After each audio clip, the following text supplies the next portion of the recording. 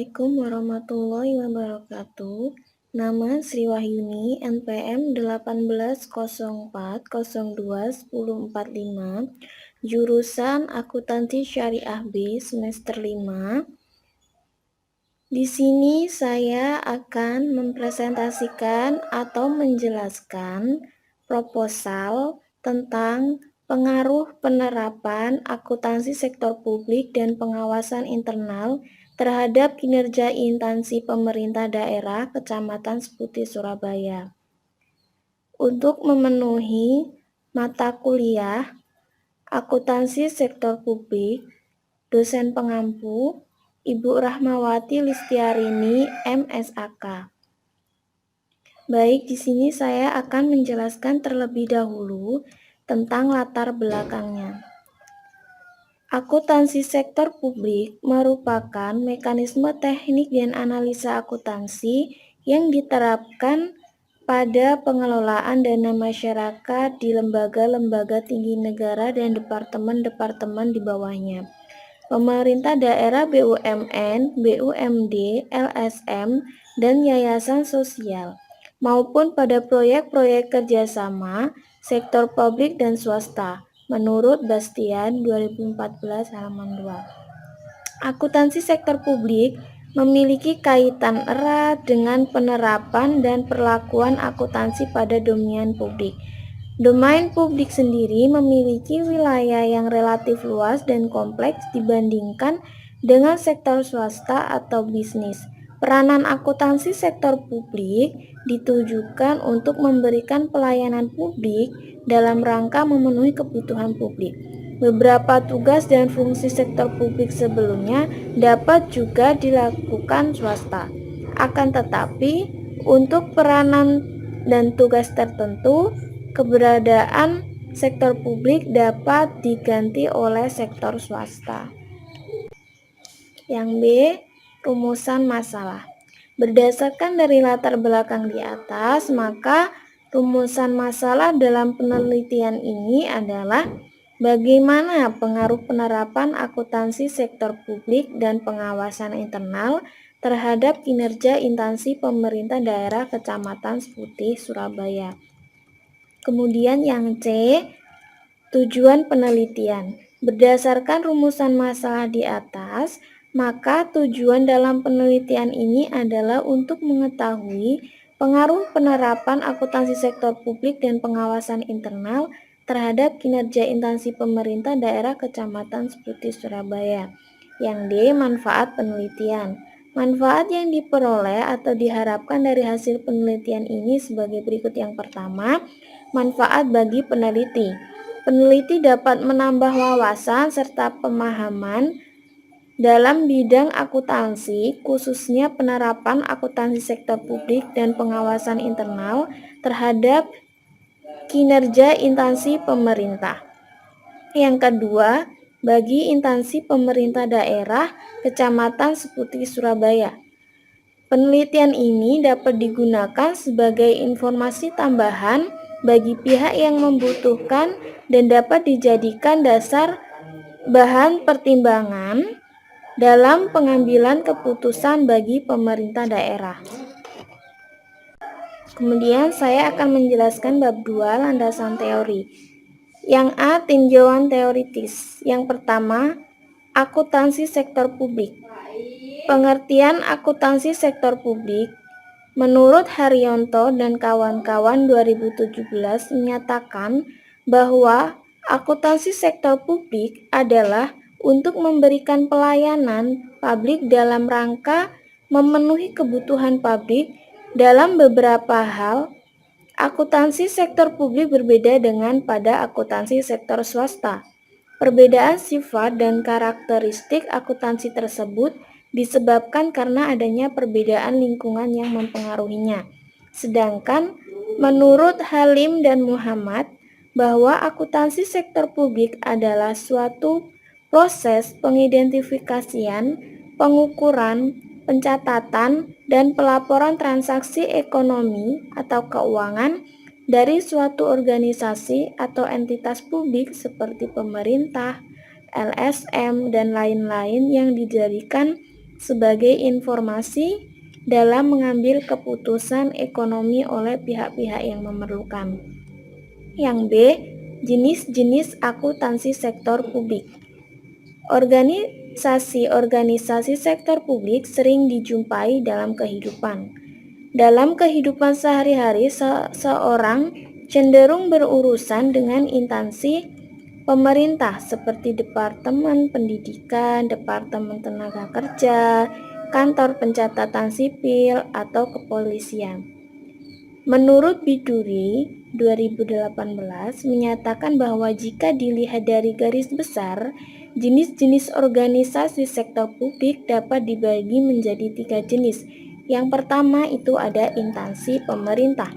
Instansi pemerintah merupakan bagian organisasi sektor publik yang terbentuk instansi pemerintah.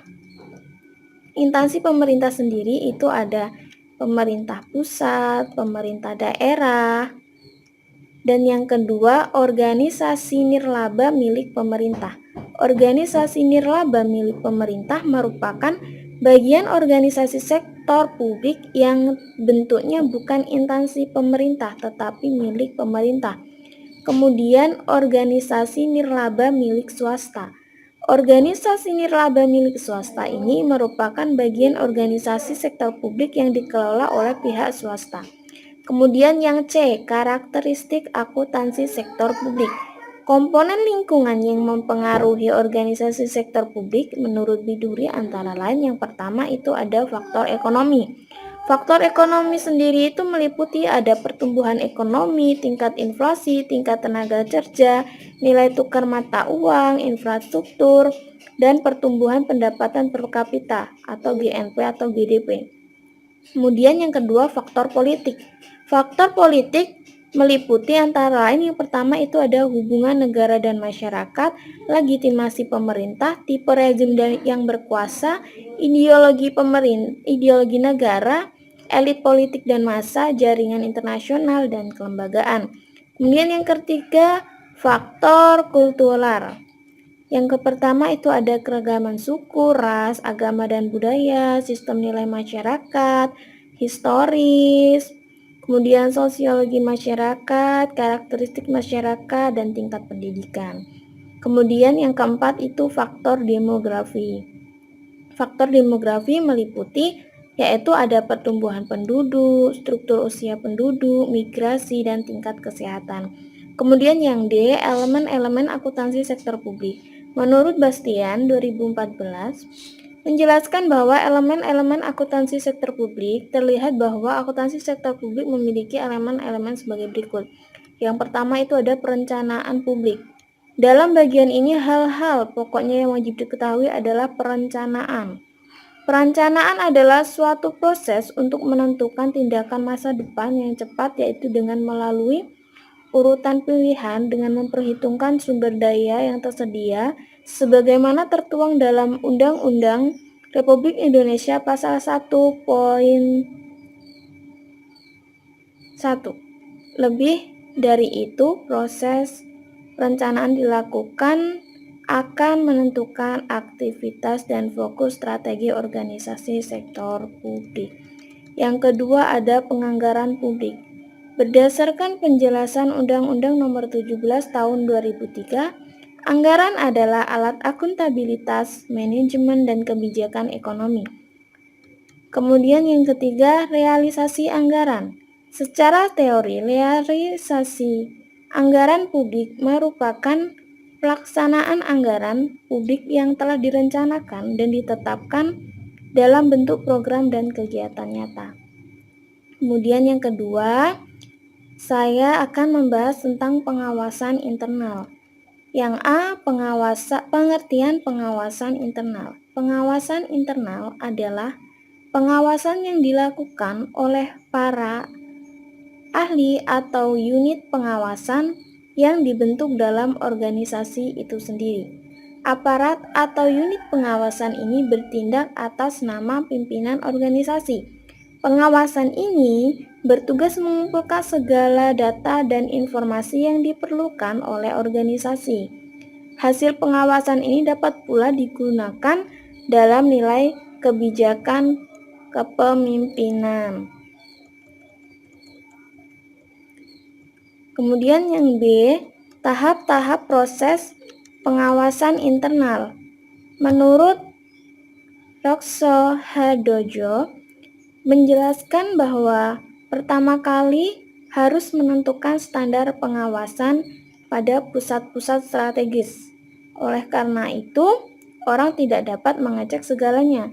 Kemudian harus dibedakan hal apa yang dapat diawasi dan hal yang tidak dapat diawasi. Kemudian diadakan pengecekan dan laporan kegiatan kerja. Dalam beberapa hal, manajemen meninjau hasil kerja karyawan. Laporan tertulis harus dibuat untuk pemimpin secara tepat dan teratur. Langsung diadakan pemeriksaan segera atau apa yang salah. Ini semua perlu tindakan korektif, dianalisa apakah sebab-sebabnya itu datang dari luar. Kemudian yang ketiga, saya akan membahas kinerja instansi pemerintah. Yang A itu ada pengertian kinerja instansi pemerintah. Menurut Mulyadi, kinerja atau prestasi kerja adalah hasil kerja yang dicapai oleh pekerja atau karyawan secara kualitas dan kuantitas yang sesuai dengan tugas dan tanggung jawab mereka. Manfaat yang B, manfaat kinerja pemerintah. Menurut Mardiasmo, bahwa manfaat pengukuran kinerja antara lain sebagai berikut. Yang pertama, itu ada pengalaman mengenai ukuran yang digunakan untuk menilai kinerja manajemen. Yang kedua, memberikan arah untuk mencapai target kinerja yang telah ditetapkan. Kemudian yang ketiga, untuk memonitor dan mengevaluasi pencapaian kinerja dan membandingkan dengan target kinerja serta melakukan tindakan korektif untuk memperbaiki kinerja. Kemudian yang ketiga, saya akan membahas tentang pengaruh penerapan akuntansi sektor publik terhadap kinerja instansi pemerintah daerah Kabupaten Seputih, Surabaya.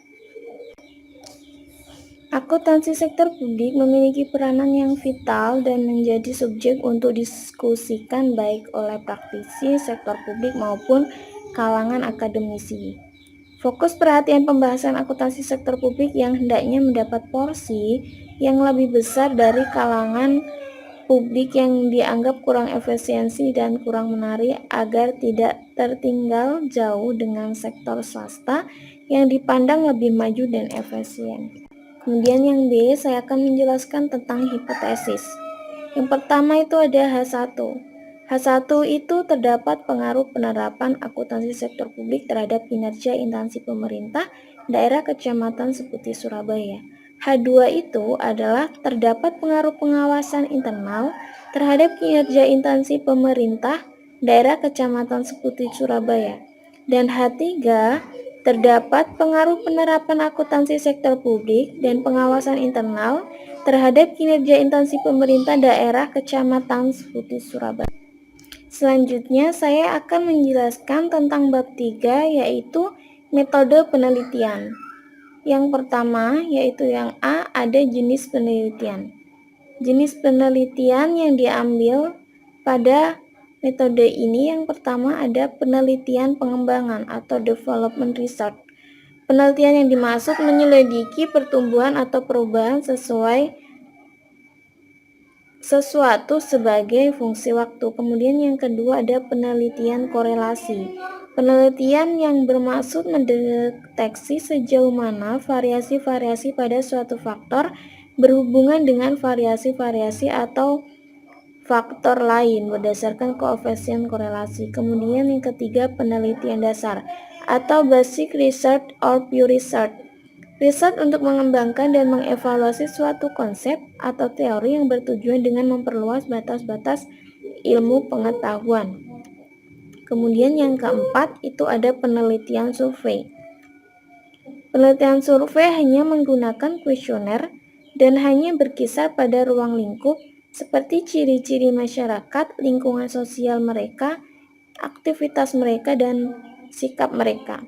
Kemudian yang kelima ada penelitian studi kasus. Yang B ada lokasi penelitian. Lokasi penelitian dilakukan di pemerintah daerah kecamatan seperti Surabaya, Kabupaten Lampung Tengah. Kemudian ada operasional variabel.